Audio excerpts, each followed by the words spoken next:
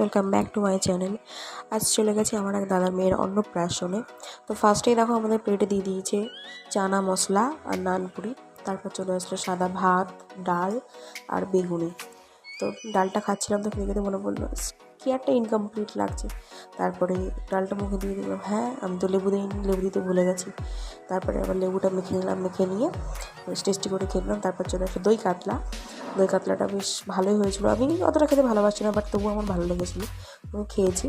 তারপরে মাছটা খুব ফ্রেশ ছিল, ওই জন্য খেয়েছিলাম, অনেক আমি খেতাম না। তারপরে চলে এসলো শো স্টপার মাটন। মাটনটা এত ভালো হয়েছিল, আমি দুবার খেয়েছি। এতটা সফট ছিল আর এতটাই টেস্টি বলে বোঝাতে পারবো না। আমি ফার্স্ট একবার নিয়েছি, তারপর আরেকবার নিয়েছি। মাটনটা এতটা টেস্টি ছিল। আর তারপরে চাটনি পাঁপড় তো আছেই, কিন্তু আমি মাটনটা দিয়ে বেশি খেয়েছিলাম। আর চাটনি পাঁপড়টা অল্প অল্প নিয়েছিলাম।